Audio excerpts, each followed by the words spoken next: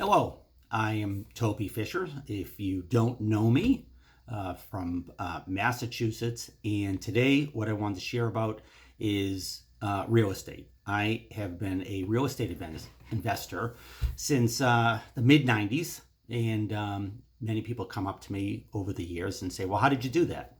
Um, and I almost inevitably get the expectation that there's some magic formula, and there isn't. Um, for me, I can tell you it started with in my mid 20s. I wasn't making money. I was broke. And I was painting a roof. This is just one of the starting points. I was painting a roof for my grandfather, who was a furniture salesman, and he had a warehouse, and I was on top of the roof in mid-July painting it, making good money at the time. And he pulls up in his fancy car with his shorts on, back from some vacation, and I had an epiphany, if you will. I thought to myself, well, it seems a lot easier to make money in real estate than painting roofs on warehouses in Boston. So I started asking him questions, and he had this vision that he wanted to retire when he was 50. Um, and so he was my first mentor. I wasn't really aware of at the time, but he wanted to retire when he was 50, and I didn't ask him this question, and until right before his death, many years later, is why did you want to retire when you were 50? And I usually have learned to ask questions. Well, he had read a book by called The Importance of Living by Ling Tang. And in the book, and this was printed in the late 30s, and he read the book when he was a young man, probably in his teens. And in the book, there is a line that says, any businessman who has the ability should retire by age 50. And that's what he did. And again, this was written in the 30s, so any businesswoman, any person can retire at age 50, or should retire at age 50 if they have the ability. And he really that was his vision. It wasn't terribly more complicated than that, and he did that. He had 6 children, sent them all to college. By the time my aunt was born, who's only a few years older than me, he was already traveling the world, and she was left home 3 months at a time, which I understand she enjoyed that tremendously. So him and my grandfather and my grandmother spent, he retired when he was 50. She passed when he was in his early, maybe 90, and they had traveled the world for 40 years. So they were on vacation longer than most people work a career. He lived until 97, traveled into his 90s. So he did. He retired at age 50 and spent 45 years traveling the world and doing what he wanted to do, and building a family. And so I started asking him, how did he do that? And he was, he was a man who always had the best ideas for how other people could live their life. And I think one of the things that had occurred to me is he knew how to get my goat, and he would say things, well, you can't do that. And I would, well, I can. I'll show you that you're wrong. And so we made a bet. He wanted, he's saying, well, you should do this. You should go to college. He was a furniture salesman, and he had real estate. And he would say that he made his money through the business, and I, as I understood him, realized no, we really made his money was the building that he used to sell his furniture. That was where his real wealth was built. And I had said, well, I'm going to skip that step, and I'm just going to buy real estate. And I think he understood, as a young man with an ego, he understood how to get my goat. And he said, well, you can't do that. And so we made a bet. When I was mid-20s, we made a bet, and we had this documented. This isn't very fancy, but it's written on a paper plate, and the details aren't terribly important. The square white paper is actually a paper plate that I wrote on a porch in Martha's Vineyard with him, and I had my grandmother sign because neither of us trusted each other. And it simply said that by my age 50, I would have more money than he did, adjusted for inflation and all of the variables, and we came up with a formula, and it was signed by my grandmother. And so I spent, a bit over 20 years chasing that. And that was, for many years, that was part of the deal. I just wanted to beat him. I wanted, to show him. And over the years, I realized, he had tricked me into a bet that was for my benefit. So that's how it started. And and I know some of you or many of you are already saying, well, where is the formula? How did you do it? So I'm going to give you the magic formula, and this might help answer the question. The magic formula, this is it, is it's 99% psychology, 1% technology. So for all you waiting for formulas, waiting for, well, how did you buy this piece of real estate? I will always come back to it's 99% psychology, 1% technology. And I will cover some technology today, and then I'll tell you again, it's only 1% of the technology, that being, how to get a mortgage, how to finance it, the numbers. It's 99% psychology. Because the world, if you go to your friends and your family, many of them are not they're going to say, well, you can't do that. I know somebody who lost money. During that same time in my early 20s, I started, and I wasn't the most honest person. This is how it started. I saw a Tony Robbins commercial on TV, and he offered a money back guarantee. And I was broke. I was making, something like $9 an hour. And which wasn't bad for that time, but it wasn't enough to pay the bills and live, or not comfortably. And so I decided, well, I'm going to buy his tapes. I had one of those double cassette players, and you could tape a tape. So I bought his tapes. I recorded them all on my own tapes, and then I sent it back, and I got my money. And I started listening to those tapes. And, in that time I was not very successful, not very happy. And as I listened to those tapes, I had about a 45-minute drive, an hour to work, and I would listen to those tapes every day. And after about 30 days of listening to those tapes, I realized my mind started changing. In other words, oh, it's never going to change. This can't work. I can't do it. My questions started to change. And the first thing I decided, and Tony would talk a lot about goals. And one of the things I decided was to quit smoking. And so I just followed what he said. I was dumb enough to follow the instructions, and one thing led to another, and I did in fact quit smoking. And then I applied the same things to other goals, and then I also got some honesty and had to make amends for that and pay him back for the tapes that I had essentially stolen. But that it was the combination of my grandfather. Ego and the combination of listening to Tony Robbins tapes, giving me set some goals. He would talk about, write a 1 year, 5 year, 10 year, 20 year plan. And those two things happened at the same time. And so I didn't know how to buy real estate. I didn't know anything about it. They didn't have investment seminars back then. So I bought the only book, I bought it used for, I don't know, 99 cents, $1.99. It was Robert Allen, No Money Down, which was great because I had no money. And I just read the instructions, and I was dumb enough to follow the instructions. And in that, there was some technology. It just gave me a roadmap on how I bought my first deal. So in 1996, I bought my first piece of real estate. It was an auction. It was a mess. I bought it. I was able to get a first-time home buyer's mortgage with very little money down and borrow some money from my grandfather. And that was my first deal in 1996. Bought it for $118,000.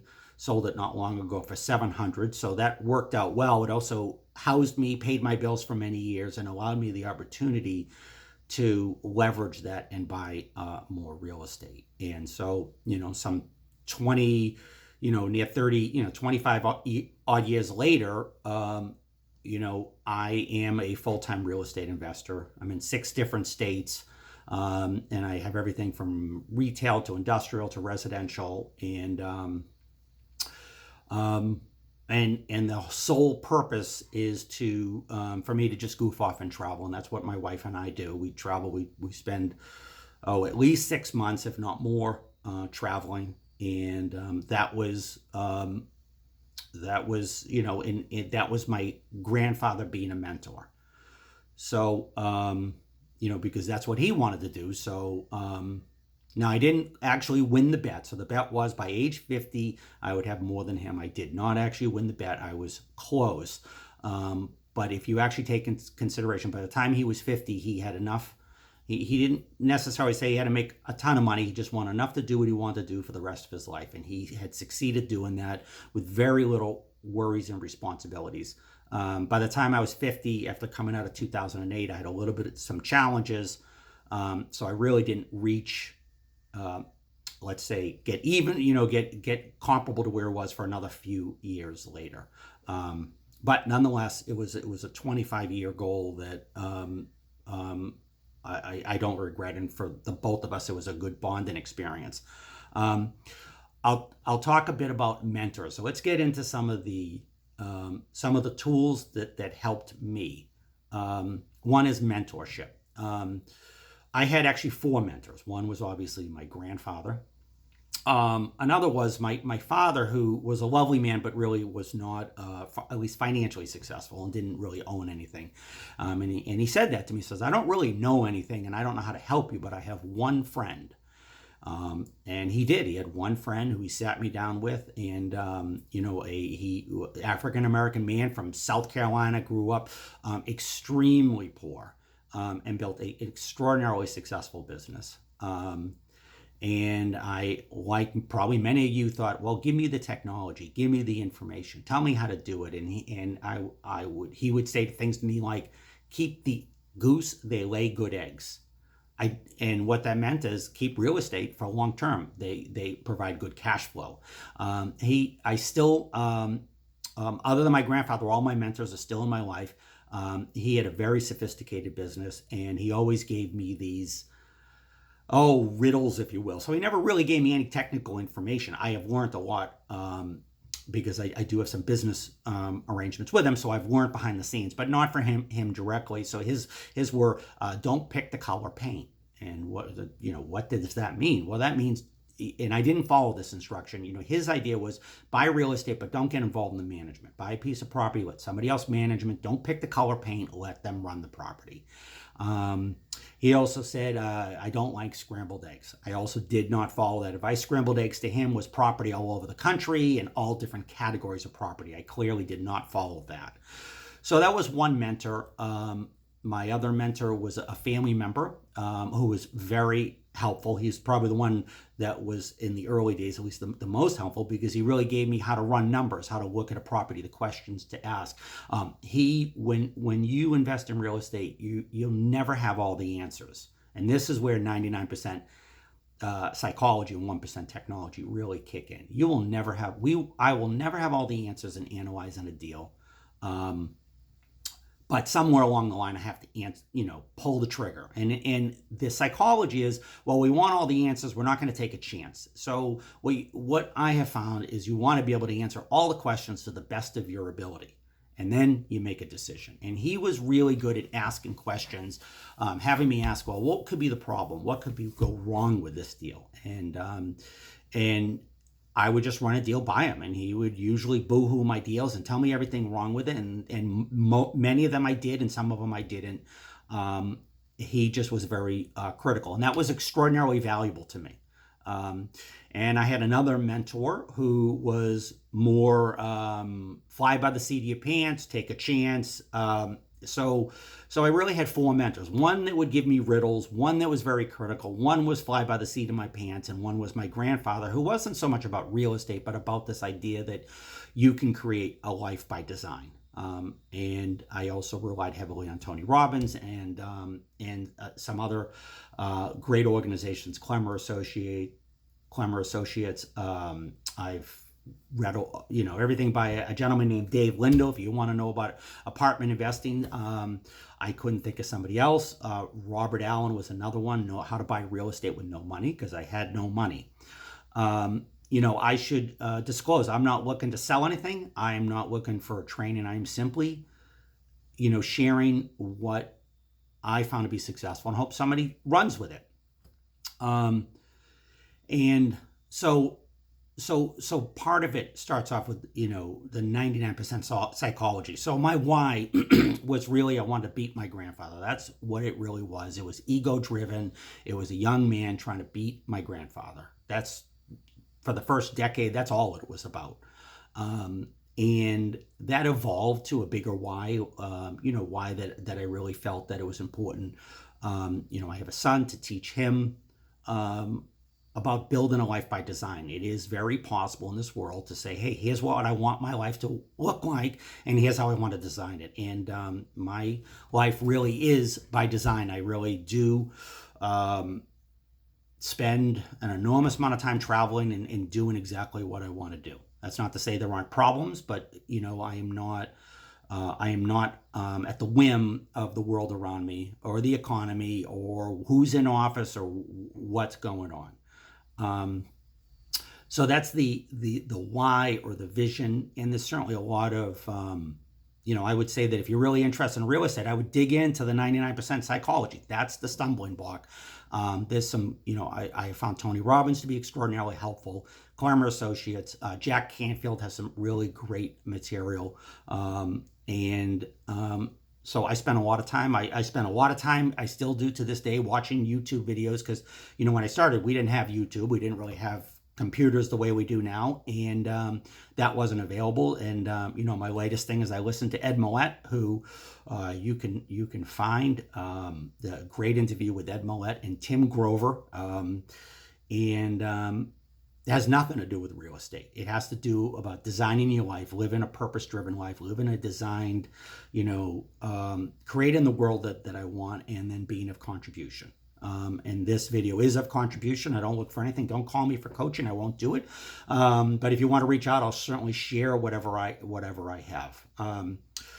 So that was the why. Having mentors, people in my life, and I imagine people the same for the most part, they're going to get bad role models. They're going to get advice from people who have failed, know somebody else who failed, all the things that can go wrong. Look for people, and I would say more than one mentor, because all my mentors, not one of my mentors, having at least 4 mentors and in person, and half a dozen other mentors by video or books or seminars. Not one of them ever gave me the exact formula. They gave me their clues and how I might apply it. And that's why I think having multiple mentors who have done it, not people who have not done it. If you want to build a multi-million-dollar portfolio, listen to people who have built a multi-million-dollar portfolio. If you want to know how to build a good marriage, find people who have a happy long-term marriage. Don't listen to your buddies in the locker room, because you're just going to get bad advice. And so mentorship is extraordinarily important. So I know what so many people want is they want the information, the technology. And so I will share some of that, and I'm going to go over it fairly quickly. I'm going to say there are some tools. So 99% technology, but I'll probably spend 50% on the 1% technology. There are some tools I believe that are important for real estate investing. And I would start with the first one is financial discipline. I truly believe that building a successful business, any kind of business, but building wealth, means that you're spending less money than you're earning, that you're creating more and you're saving, and that you have some discipline around your finances. And when I ask this question, most people's eyeballs will roll in the back of the head. Do you know what your net worth is? When I ask that question, oh, well, I don't, or my accountant, or this, or that, or I entrust it to a financial advisor. As long as that is not professionals are important, but as long as you relegate your personal financial responsibility to somebody else, you will always be a leaf blowing in the wind. But I will give you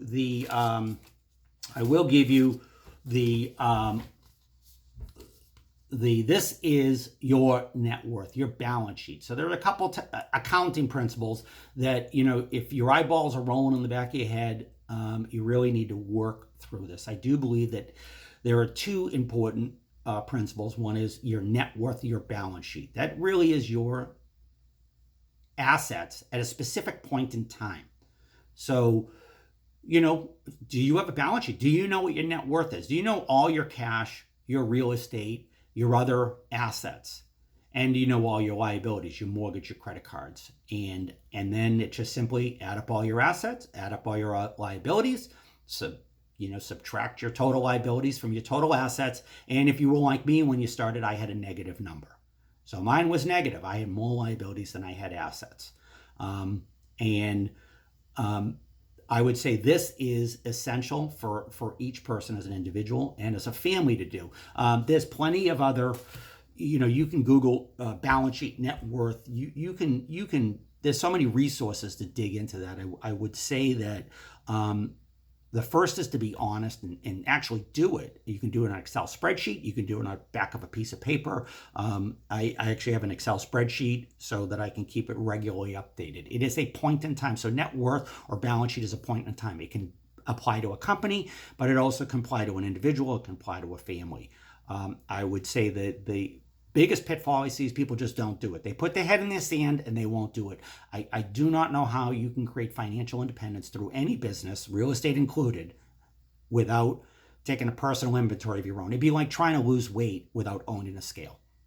So, and I would also say a couple things, as an asset, do you count your own primary residence? There's different views on that. I don't really care which one. So one view would say, well, your primary residence is not an asset, so therefore, because you don't create income, so therefore don't count it as an asset. So if you have equity in your house, some would say don't count that in your net worth. On the other hand, that's where most Americans' net worth is. They bought a piece of real estate, they've paid it down, the price is appreciated, and they have some equity and they will count that as their asset. To me, it doesn't really matter how you do that as long as you're honest.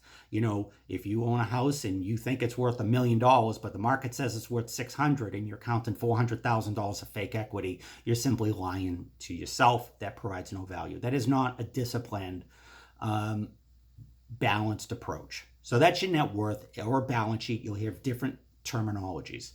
I don't know how you lose weight without a scale. I don't know how you build financial resources without an accurate accounting of what you're actually worth. The next piece of it, and this is more of a your eyeballs are gonna roll over, but this is pretty standard stuff. This is called your net income or your operating revenue or profit and loss statement. You've heard different things. You can do this for your home. You can do this for a business. If you don't understand where your money is going, some people will do a budget and they'll say, this is how much money that I spend per month, and this is how much I receive. So your total income, your total expenses. Unlike a balance sheet or net worth, this is a period in time. It can be a year, it can be 3 months. So there is a start date and an end date to this. That's really important if you're going to. So if your budget, if you're really struggling, you don't know where your money's going, there are a lot of great resources. There's many. How to budget. Dave Ramsey is not a person I particularly follow, but I know he's been very helpful with some people who have struggled in that. Susie Orman is another one. There's so many of these, and I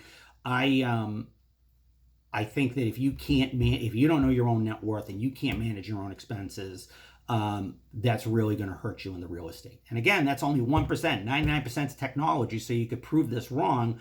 But I think that part of being a professional investor is being disciplined, and we'll get to why that's more important. So anyhow, net income, you can apply it to a business, you can apply it to a household. It is take all your income, whether it's from a job, from its sales, whatever it is, subtract all your expenses, and you're left with net operating income or net income or net profit. You'll hear different terms for it. This becomes extraordinarily important concept in real estate. So if your eyeballs are rolling in the back of your head, you can rewind this, you can watch this again, but I would tell you to dig in deeper with additional. This is, something a bit longer than a half an hour video. We're not going to be able to dig into that, and that really wasn't my intention. My intention was to share big picture, how to make money in real estate. And so far you're saying, well, you haven't even talked about a real estate. You're the bulk to the video. Well, again, 99% psychology, 1% technology. But since you asked, if you're going to look at a piece of real estate, and I'm going to say that many people are going to start in the residential arena, apartments, okay? And so many are going to say, well, there's problems with leases, people get sued. There's a whole bunch of challenges with any type of real estate, but the residential seems to be the easiest to get into. That's how I started with my 2-family at auction.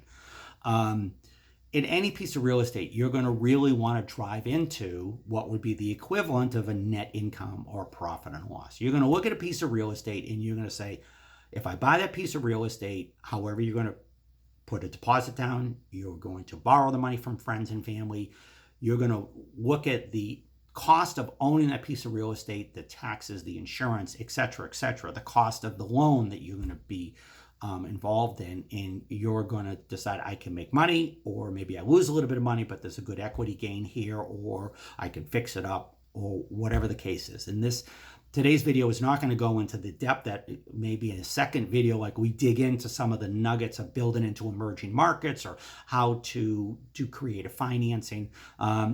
Today is really just about giving you the tools. There are so many ways to get more information, but this is and we're just going to show you the top part first. This is how to look at a typical. So if you look at a piece of property, let's say you're going to look at a 2-family piece of property, and I do have some numbers in there. They are purposely rounded off just to get some math to be simple. You're going to want to know what the property taxes are. You can look that on the public record. You're going to want to take an estimate of insurance and water and sewer and management, etc., etc. You're going to want, there are many, this is just one sheet that I happen to use that I have an Excel spreadsheet. I would say for people new, I would tell you to do it handwriting, actually print off a blank sheet of paper and write the numbers down and use a calculator. That way that the method of how to really do a net operating income or a profit and loss on a specific piece of property, because that's what you're doing. And typically I'm going to be looking at a year. So this really is the same thing as a net operating income statement or a profit and loss statement for a specific piece of property for 1 year. So you're going to end up with your total operating expense. For here, I just said $2,500. Obviously, I just plugged in the numbers.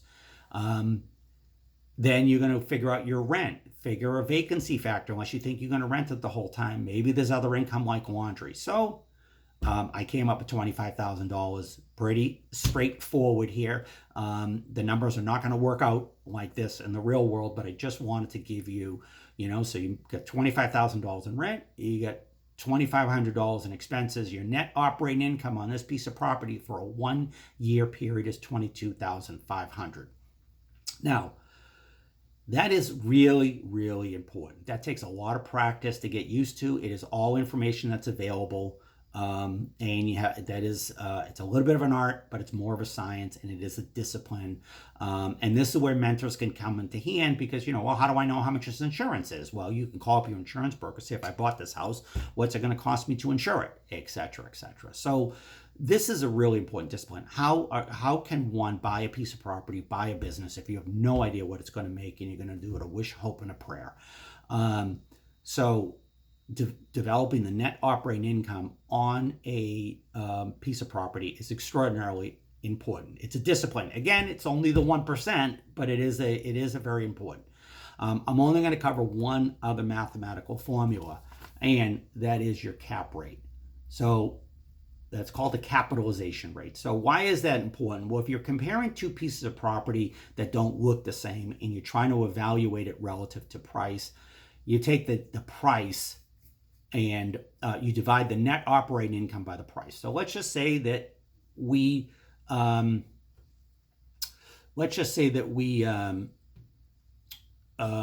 house costs $300,000 and the net operating income is $22,500.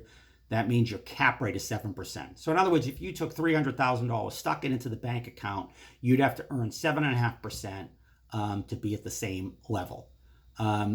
So that is your cap rate. Why is that important? Because if you want to compare two houses, maybe one's a 4-family, one's a 2-family, maybe one has a garage, one doesn't. If you can develop the net operating income, you can compare any house profitability to another house. So that's that is your cap rate. So what do we cover as far as technology? Net worth or balance sheet. Your own personal net worth, balance sheet. It's static in time. It's a specific date and time. Your net operating income, your net income, your profit and loss, that it has a start and an end time. And it's the same thing when you're figuring out the calculations for a piece of property, and that would be a 1-year projection. And the last is your cap rate, your capitalization rate. Now, for those that are overwhelmed or can't do the math or don't think you can do it, I would urge you to dig into that and practice. Start with your own finances, start with your own cash flows in your own house, and look at a piece of property. You can even look at your own house. You can start with your own house and do what would be the net. If you had your house, you already know all the expenses. We're not talking about financing at this point. I'm going to save that for another day. You can figure, well, I know what the water bill is. I know what the insurance is. I can take a guess what I could rent this for. And I know what the value of the house is. And again, use an honest value. Don't just make up a number. And since you have all the, you know all the expenses, you can take an estimate of what you're going to gain from rent. You can figure out what your net operating income is on your own house. And with that, you divide your net operating income by what you think the value of your house is, honest valuation, and that's going to give you a cap rate. So you can stop right there. You can start right there with your own house. That exercise is really important. So many are going to wish that there was some easier, simpler way for you, those who don't like math. I promise you the real estate math really isn't any more complicated than what I just did. And in the end, it's always going to come down to, that's the most important formula. So you need to be able to, if you're rolling your eyeballs right now on the math, you need to get in touch with your why is this important so you can figure out how to get over that. That's what I have. That is my introductory, my first YouTube video, how to get into real estate. I look forward to feedback, questions, and we'll look forward to more that go into maybe more depth about different types of real estate or different types of financing. Have a great day.